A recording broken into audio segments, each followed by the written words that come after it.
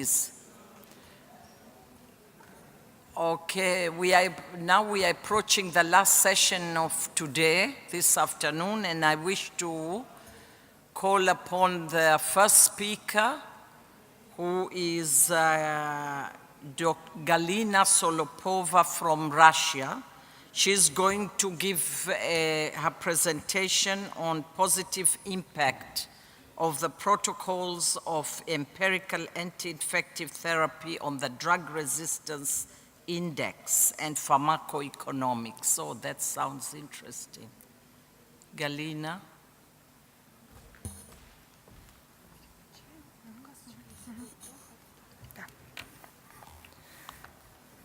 Добрый вечер, уважаемые коллеги. Good evening, dear colleagues. Thank you for those. I thank those who are still in the hall. Thank you very much. I'll try to be very brief.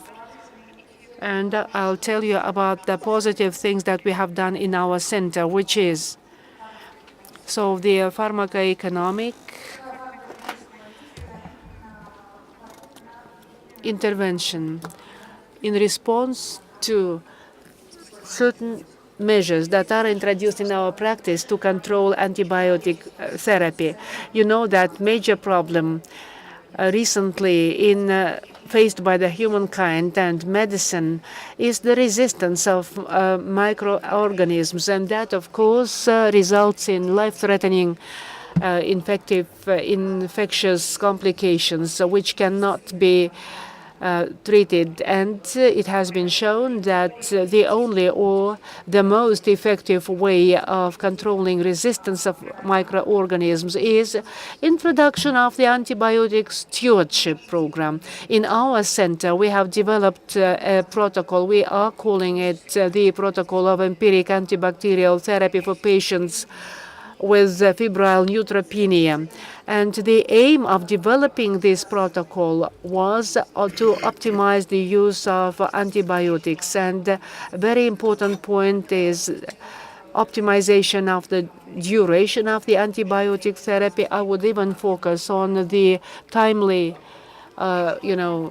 interruption of the antibiotic therapy, as well as limitation of the use of fluoroquinolones, and also ceftazidime, for instance, the anti-pseudomonas therapy. We should leave it for the cases when we cannot do without it. And of course, the protocol of intrasurgery prophylaxis, that was a separate, independent, I would say, activity done in our center. So this is the way this algorithm looks. So we have stratified patients into different risk groups depending on different regimens of chemotherapy and also the underlying disease. And it was assumed that the starting therapy, the basic therapy, is done with the subsequent therapy. So how could we evaluate the efficacy of what we have done, taking into account the multitude of different antibacterial agents that we have at our disposal in the clinic? We have absolutely different patients, and so we have decided that we could do as follows. We could calculate the average for the day dose of all groups of agents, so that groups of one category could be summed up so that we can calculate the amount we have used and the way it has changed. So we have calculated those DDD, that is average daily dose calculated. This is an example for 2012. So these are the main drugs in the upper row. So aminoglycosides, fluoroquinolones, and so on and so forth. And you can see the DDD per year for the center as a whole. We have also calculated for every department and for the center as a whole. And after that, we have calculated the need in these antibiotics in every department and in the center, depending on 100 bed days.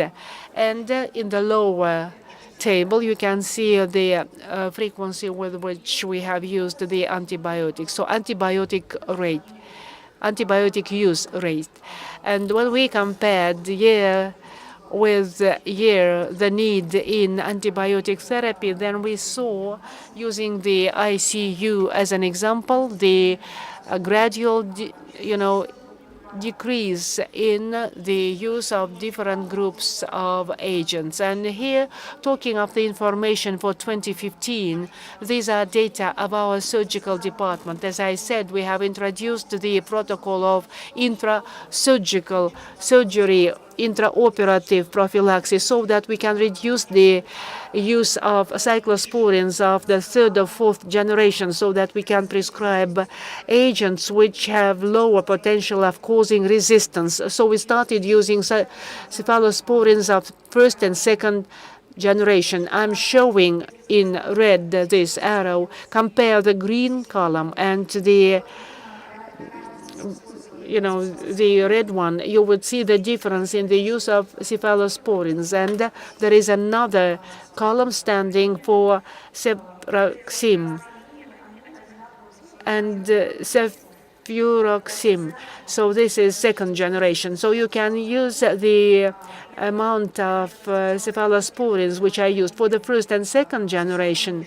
So you see that this amount is smaller compared to the difference in the use of different antibiotics. And I think that this reflects that we have tried to decrease the duration of the use of antibiotics after surgery done. So how do we calculate the efficacy of introducing these antibacterial treatment regimens with regard to resistance? So there is an index well known, the drug resistance index, the DRI.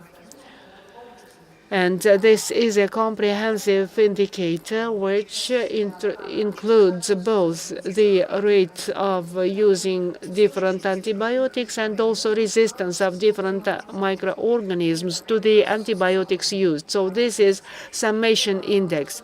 And to understand which microorganisms are abundant and or which microbes we are to calculate, we have done the choice of most frequent 5 pathogens. So you see that this spectrum of microorganisms has not changed. Only proportions changed. E. coli, Pseudomonas, and you see, all these microorganisms, and Klebsiella. And you can see that the index, the drug resistance index was calculated for these particular microorganisms. So this is a complicated regimen, not for you to read. I'm just showing the way we have calculated it. For E. coli, for instance, we have taken the year of 2013 and 2014. We have calculated the frequency of the antibiotic use, and we also have calculated frequency of this microorganism resistance to these particular antibiotics. We have calculated this drug resistance index, and so here it is. And this is a comprehensive indicator which includes a lot of very important information. So, and what was the result? When we have calculated the dynamics of these IDRs, then 1 year after we have introduced this protocol, we could reduce the resistance of, I would say, terrifying microorganisms such as Pseudomonas and Enterobacter cloacae and other gram-negative microorganisms. Unfortunately, we still see resistance growing to Klebsiella pneumonia. That's the main pathogen in our center, and that shows that we have to continue our work and wait for better results. As for the spectrum of bacteremia, the Pseudomonas comes third, and in the year of 2015, it is still ranking third. It is not smaller the way it used to be earlier, but the level of its resistance does not go up compared to the previous years. And I'd like to finish by saying that indeed it is very important to decrease the usage of antimicrobial drugs. And this is quite realistic. We understand that that's important so that we still have antibiotics when we need them. So we had to withdraw them from the treatment as soon as possible. We have to use optimal regimens of treatment, and this may help influencing the resistance of microorganisms to antibiotics. And also at the same time, this is going to be something which will be saving money and optimizing financial conditions for treatment of our patients. Thank you ever so much. We'll have one or two questions for her, please. We are running behind time, so we shouldn't spend much time. Any questions?